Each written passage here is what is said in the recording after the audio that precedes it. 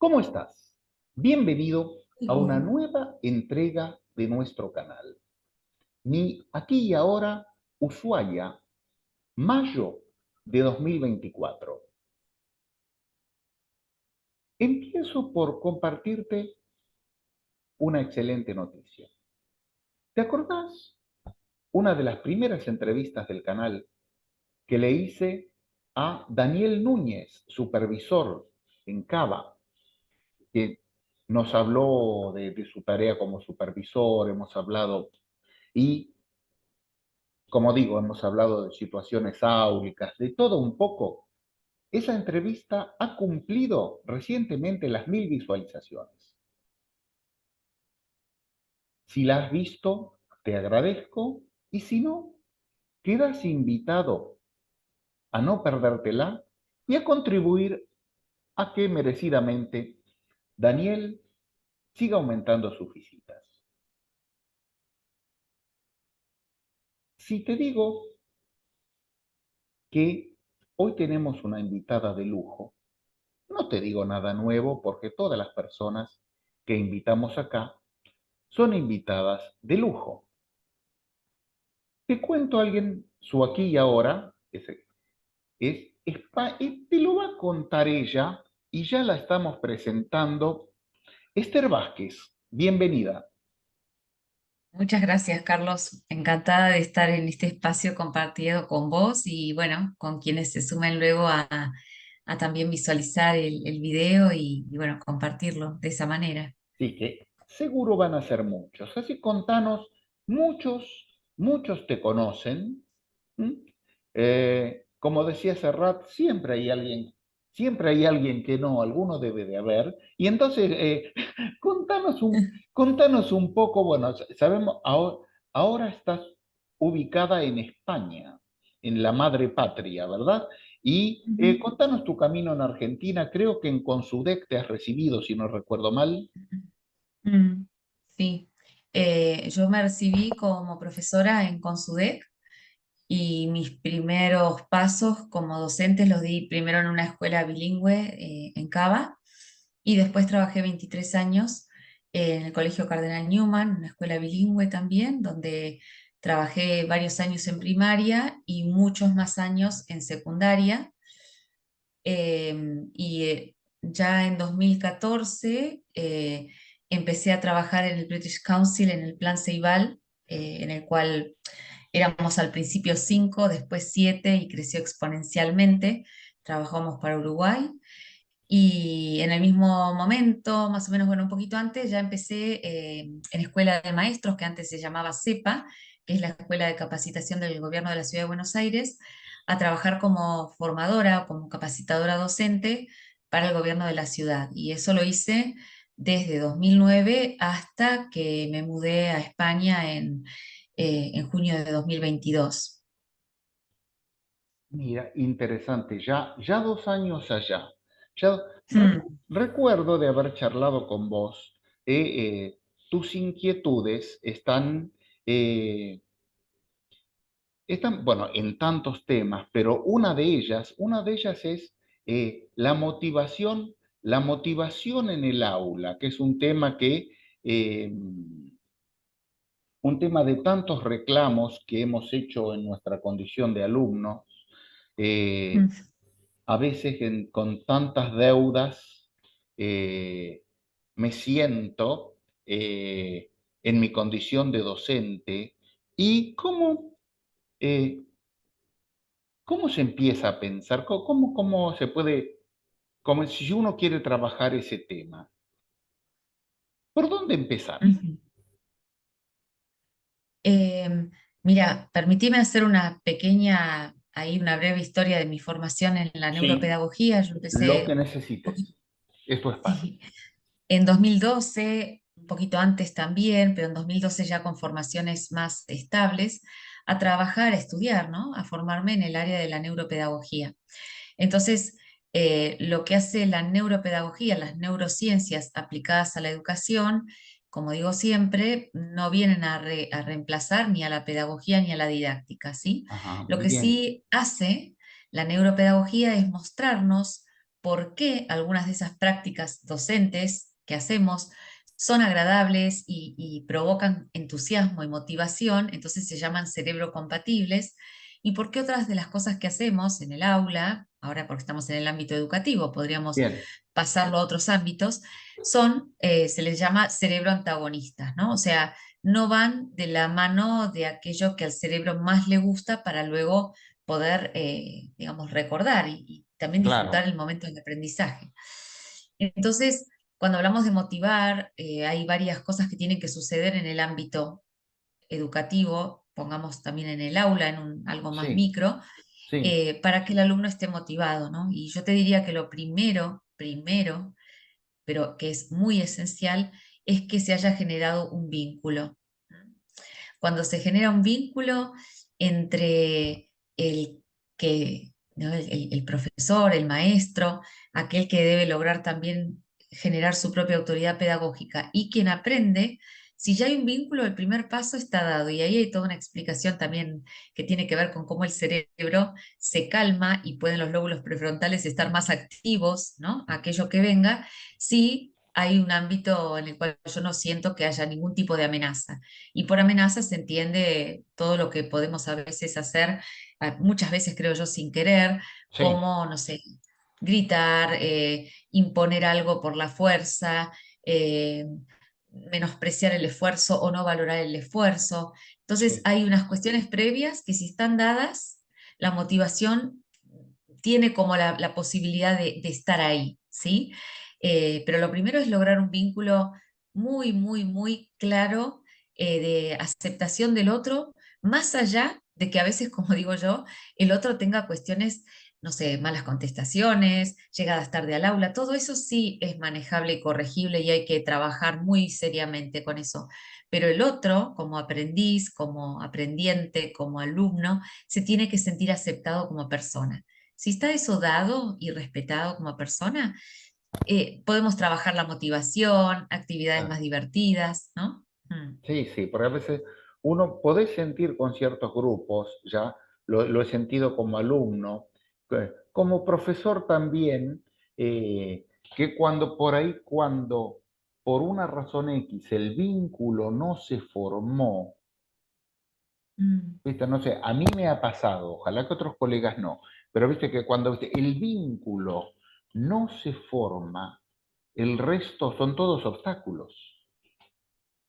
Cuesta más, nos cuesta más. Y esto, ojo, que no es solo con niños, ¿eh? Eso Sí, pensarlo cuando haces una formación de adulto exacto. o, ¿no? Si no se logra establecer ese vínculo, ¿no? De respeto y de aceptación completa del otro, porque ya es, no necesita traer nada especial para que yo pueda avanzar en mi tarea de enseñar, sean cuales sean sus atributos y sean cuales sean también sus fallas, ¿no?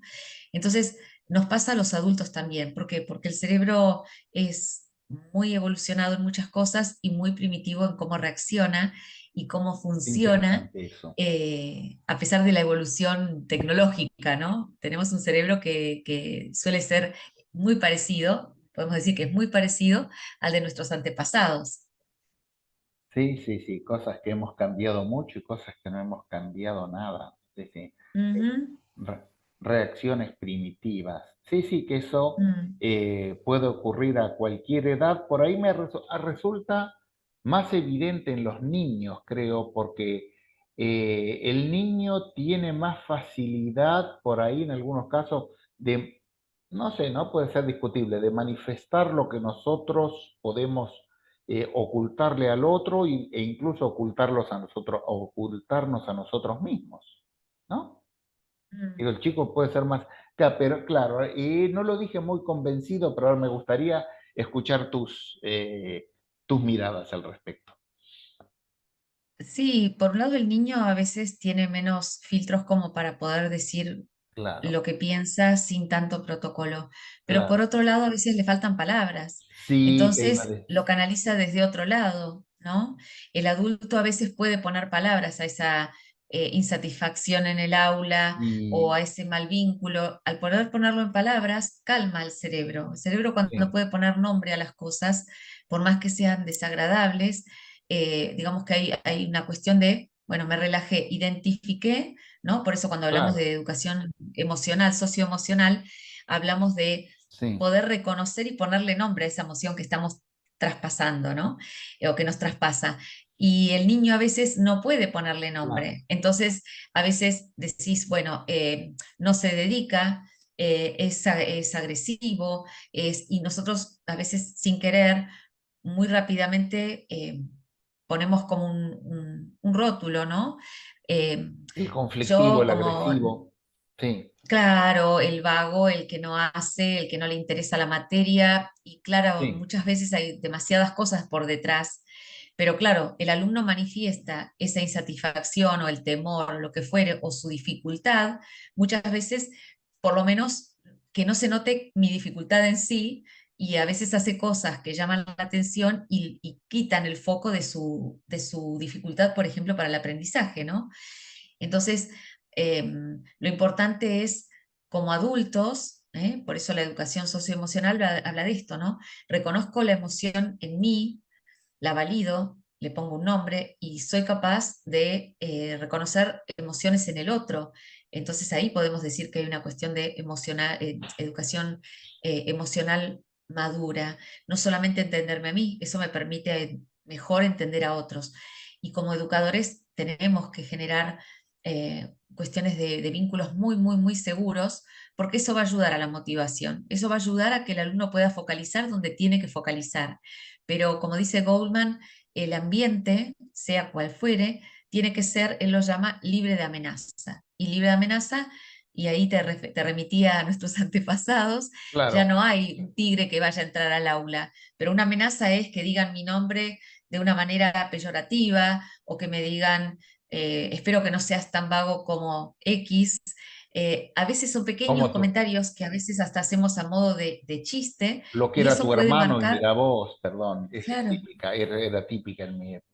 Sí, claro. En Dead Poet Society, la película, viste, está el chico que no puede Sí. superar, el hermano era valedictorian y él Mm, era un chico que tenía sus cosas, pero no, en el colegio no podía salir de la sombra del hermano, y sí, ujú.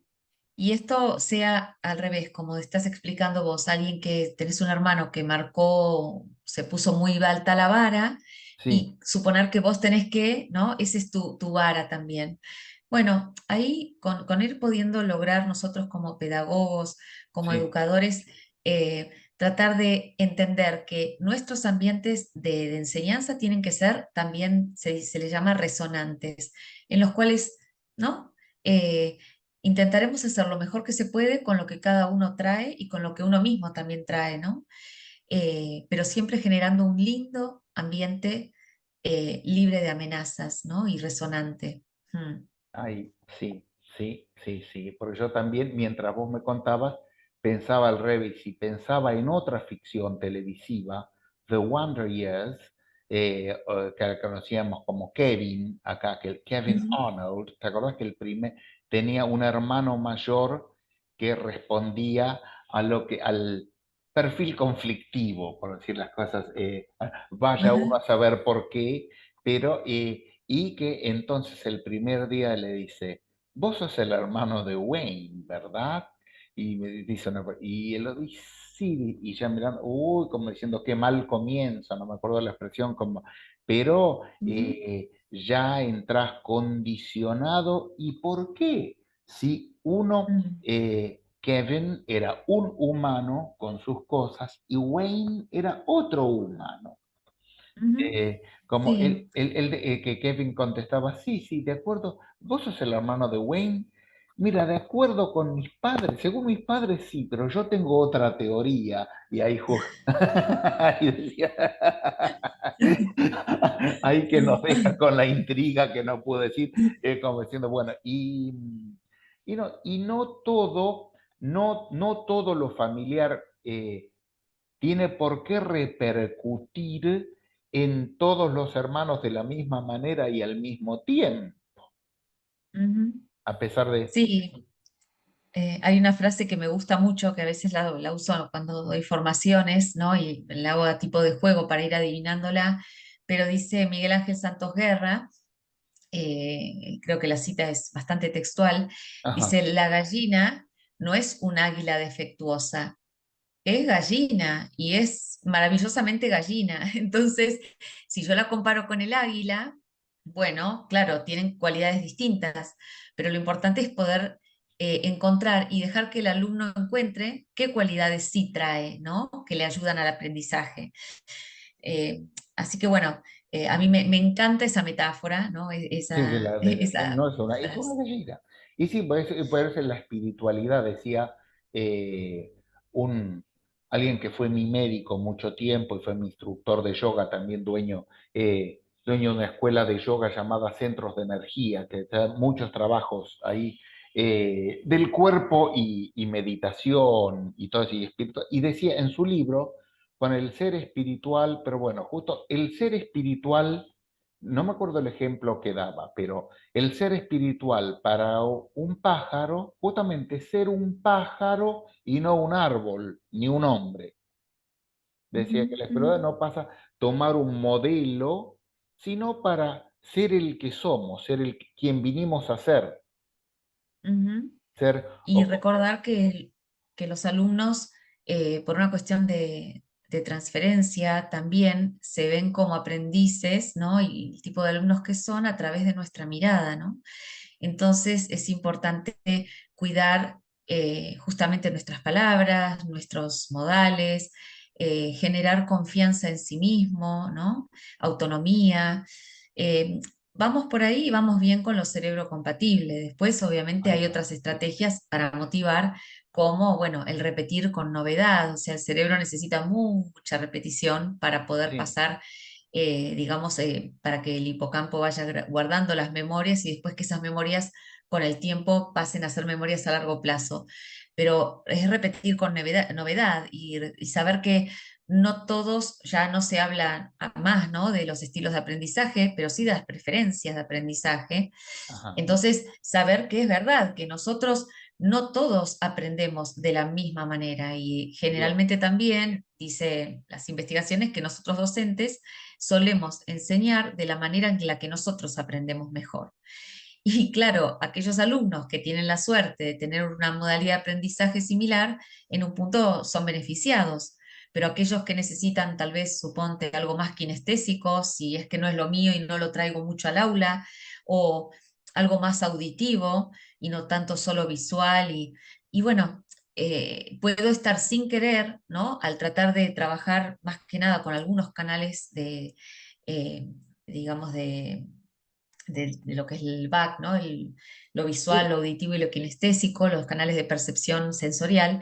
Si yo me voy mucho por uno solo, yo ya tengo que saber, después decido lo que hago, pero tengo que saber que seguramente hay alumnos que no la van a estar pasando tan bien para poder hacer propio eso que les estoy enseñando, ¿no? claro, tal cual. Si yo, eso me conectaste, por ejemplo, me pasaba con Gustavo Paz, a quien también hemos entrevistado.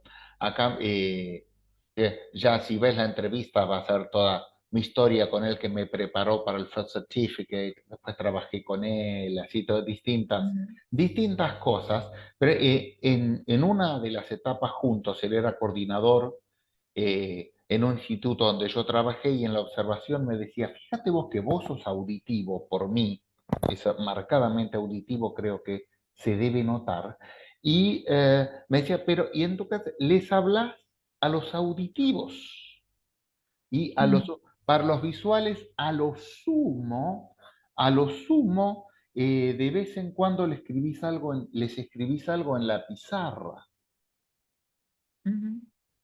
Sí, tocado, dije, touché, igual sí. recordemos que justamente uno de los errores o de las críticas a esto de los estilos de aprendizaje es Bien, que no somos visuales o auditivos o kinestésicos. principalmente, Aprendemos con todos los canales de percepción sensorial. El sistema nervioso procesa todo lo que recibe, ¿sí?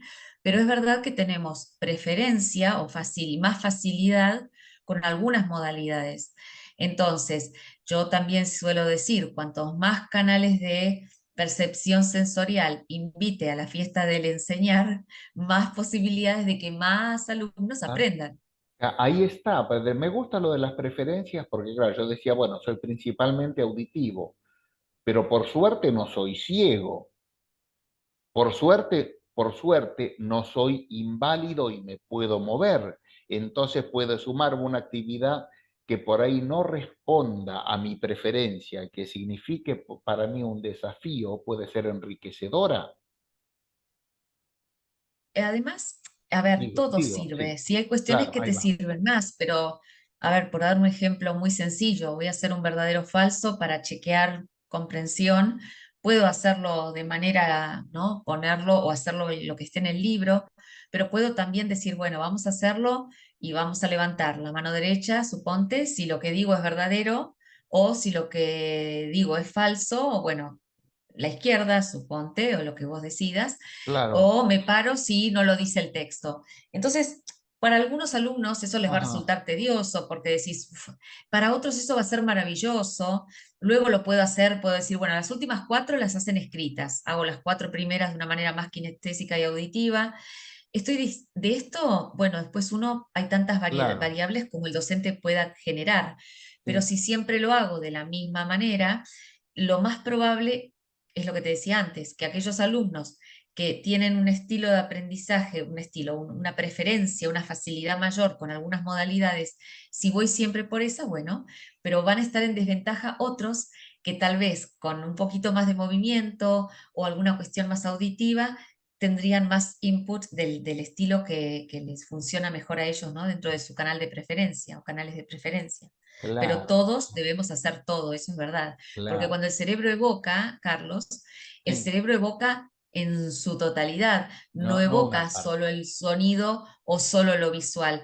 Por lo cual, cuanto más input variado le di, más herramientas tiene para evocar eso que le estoy pidiendo que recuerde después, ¿no? Claro, y ahí otra, pienso otra cosa, mientras como decís, vos has visto la serie Merlí, el profesor catalán. Pero Vi bastante, vi casi hasta el final, sí. bien, hay porque, por ejemplo, hay como, ahí lo noté que las actividades por ahí innovadoras, sí, que al principio resulta pues, un profesor como viste, muy cuestionador, innovador. Bueno, que no me quiero detener tanto porque tiene muchas cosas interesantes, pero me voy de tema. Pero lo que voy que primero cuando entra, su primera clase, profesor de filosofía, que lo saca del aula y lo lleva a la cocina. Y después se pone a hablar una clase de filosofía como la primera, la duda, las situaciones límite, todo. Y al final termina ya casi sobre el cierre. Se en la cocina porque bien, acá se preparan los alimentos. La filosofía es como si fuera la cocina del pensamiento. Y sí, y ahí van, y a los chicos les encantó. Y Ujú, después, tiempo después, cuando ya estaba celoso de una profesora innovadora también que estaba ganando la atención de los chicos, un día, como sea, los lleva a la cocina, pero para darle una clase expositiva de un filósofo. Y entonces decían, sí, se está repitiendo, charla, se está repitiendo mucho, pero y por ejemplo, en la clase de hoy, ¿qué sentido tuvo llevarnos a la cocina? ujú. No encontraron la lógica. Claro, ¿ves? Pero por eso ahí en te digo, resumiendo, te digo, me encanta por ficcionalizar la educación no es una cosa fácil, pues se presta Ujú, mucho a estereotipar demasiado. Como lo pusieron un profesor con cosas muy buenas, pero pusieron sus límites humanos y ujú, por el otro lado también compartió protagonismo con otros profesores que también como un estilo bien de Graham Greene, que no hay ni buenos ni malos, o que nadie, ninguno de nosotros es enteramente bueno ni enteramente malo, ¿no?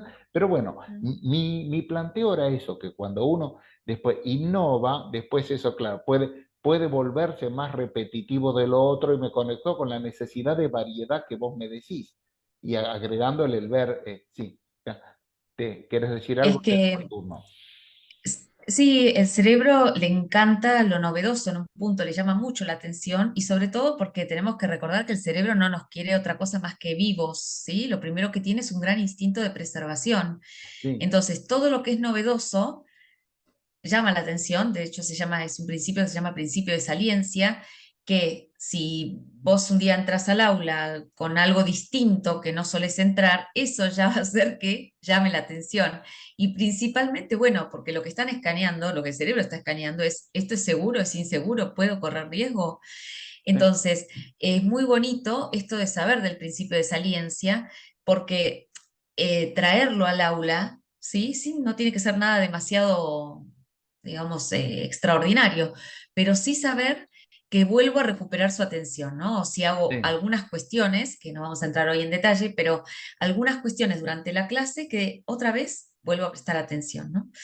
Entonces, lo novedoso, claro, cuando ya lo empiezo a repetir, deja de ser novedoso y ya está, me calmé, ya esto, ya sé de qué va, entonces hay dos cuestiones. A mí me gusta mucho decir que nos hace muy bien la rutina en un punto, porque nos serena, sobre todo con los pequeñitos, tener sí, rutinas al comienzo, bien.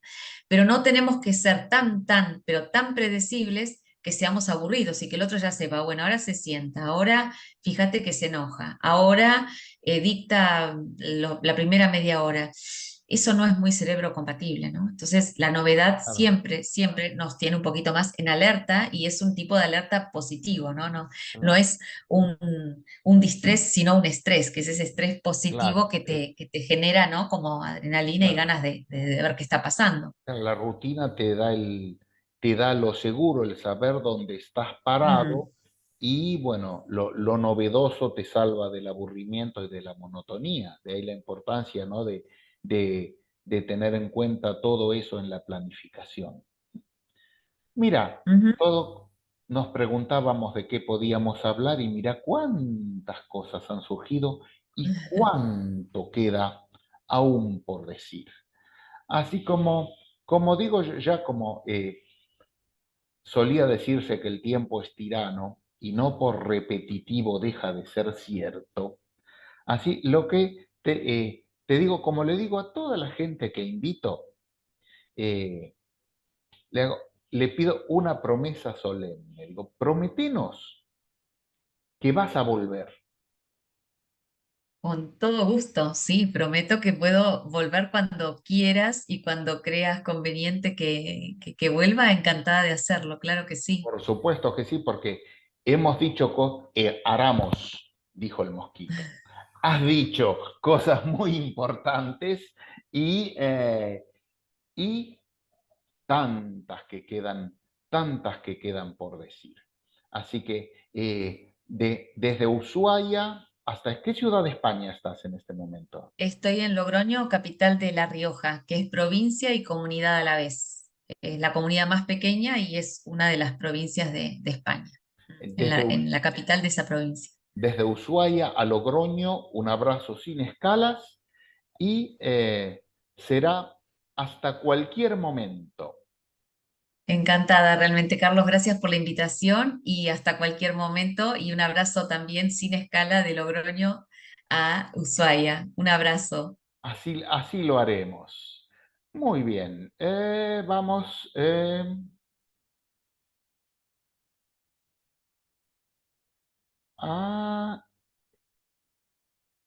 Bien, acá estás vos, acá estoy yo y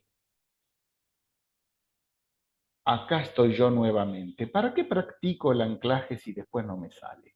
Bueno, sí, bueno, lo que dijo Esther, la repetición, tendré que tener en cuenta la repetición, variarme las actividades para no aburrirme y demás hacer algo cerebro compatible para aprender el anclaje. ¿Sí? ¿Por qué no? Bueno, hemos agradecido a Esther de todo corazón y del mismo modo te agradezco a vos que estás del otro lado. Lo de rigor. ¿Te gustó este material? No te lo calles. Pone tu like, pone tu comentario, pone tu pregunta. que Esther seguramente la va a ver, te la va a poder contestar, la podés seguir en sus redes sociales. Recomendá este material a colegas